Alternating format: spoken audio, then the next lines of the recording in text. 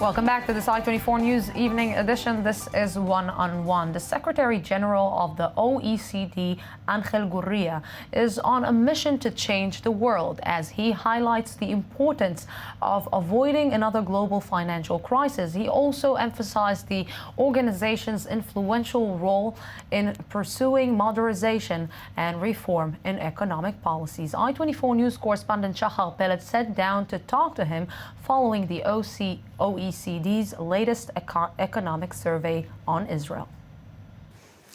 Mr. Gurria, thank you so much for taking the time to talk to us. Thank you. I'd like to begin with the latest OECD report regarding Israel.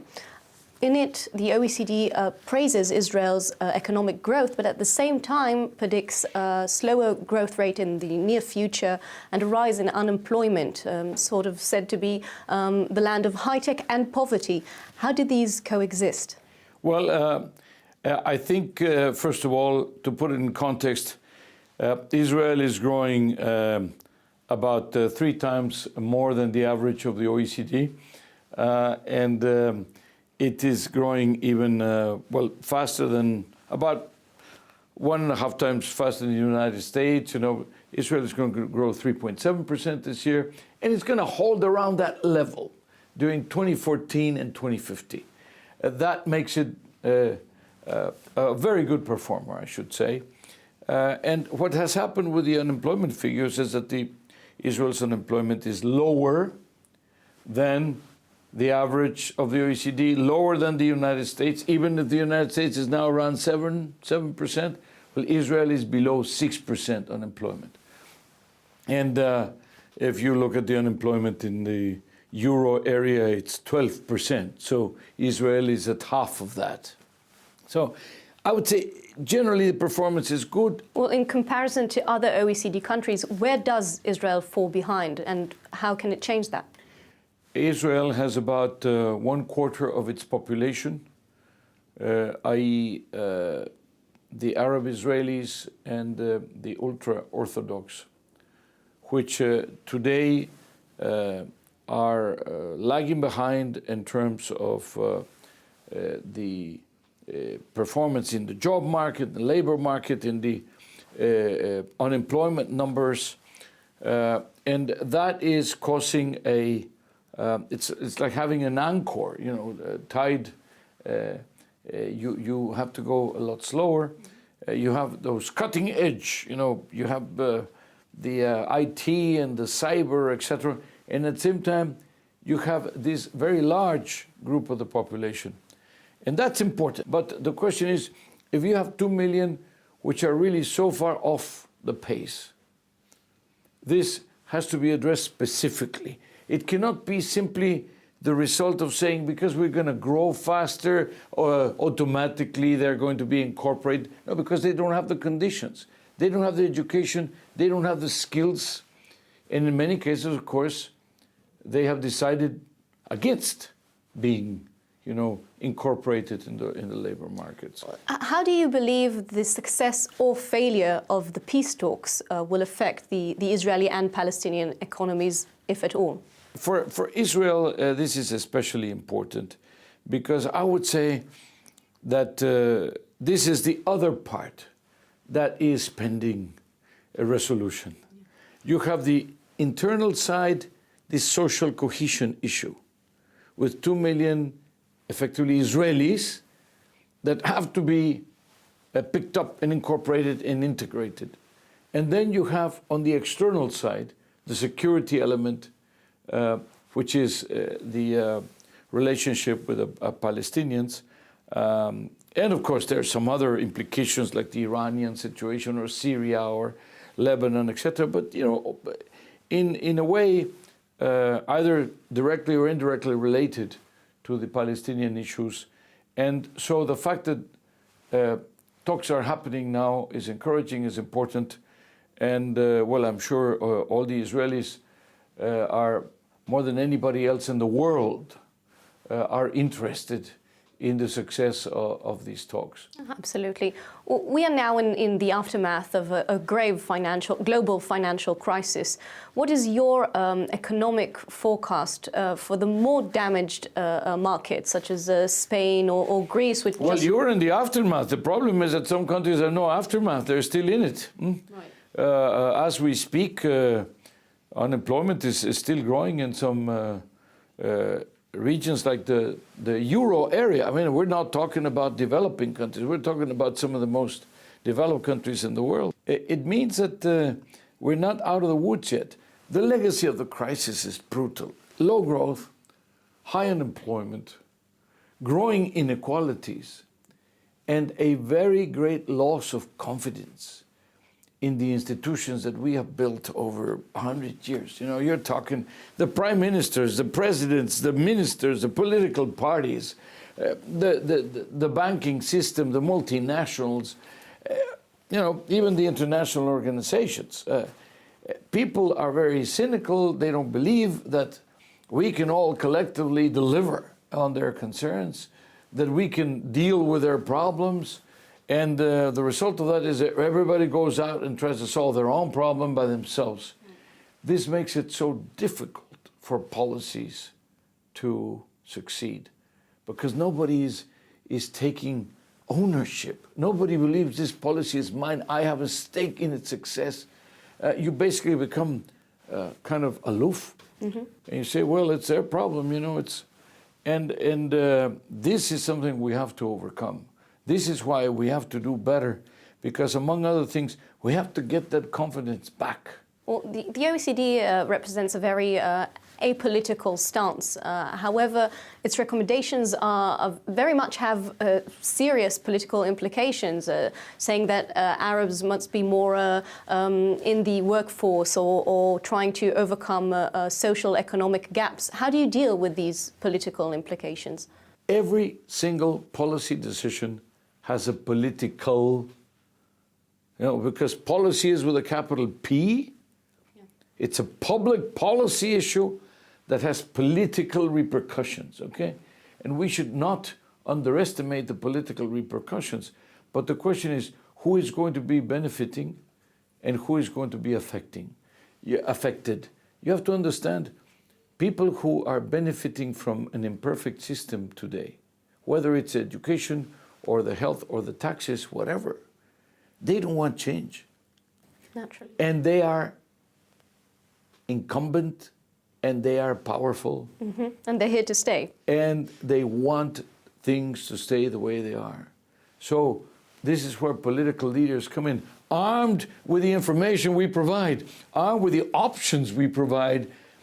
The decision in the end of what options and what policies is yours, meaning the countries, through your political leaders, through your parliament, the Knesset, the political parties, the discussion with such a vibrant society like the Israeli society, but everybody has an opinion and everybody is, well educated to give their opinion and make it count. Well, this kind of vibrant modern democracy has to be informed with a fundamental. This is our work, and then we interact with the political leaders and the policymakers in order to see, in the end, what works better. We then monitor, we propose adjustments. It's not easy to get it right the first time. So we try again. You're working very hard in the past few years on the accession of Russia to the OECD, which is a place for countries that are proceeding in democratic ways, or in democracy, is something that, a system which Russia sometimes challenges, let's say. How do you react to criticism about the accession of Russia? Basically, the idea is very simple. Do you engage with the countries in the expectation that by engaging, those countries will evolve in order to be more like-minded? Or do you wait for them to be like-minded and then engage with them?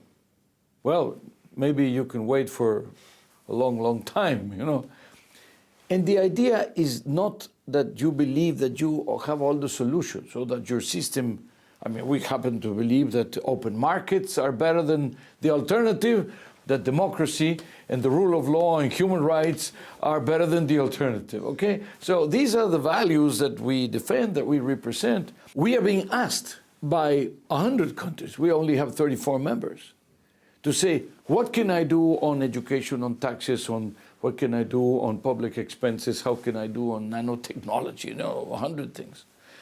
And we talk to them, and all our instruments are open to countries that are not members of the OECD, but that want to work on these particular issues, and such as the case of Russia. Russia, China, India, South Africa, all have 20, 25, 30 different committees, subcommittees, instruments to which they already belong.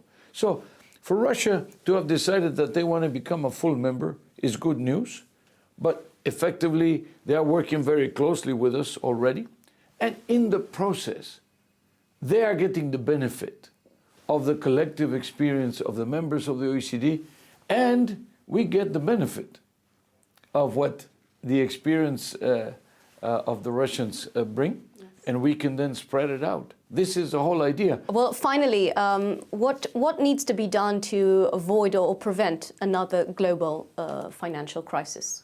Well, this is extremely important. One of the things that we have been doing over the last year, and we're going to be doing over the next 2 or 3 years more, is to say, okay, how could we have avoided, perhaps, or been clearer about that it was coming? You know, this was a big train coming, but nobody saw it coming. And then by the time it passed, we were all, with the biggest crisis in our lifetimes. And we didn't have enough coordination among the international organizations. We were all in our silos, working.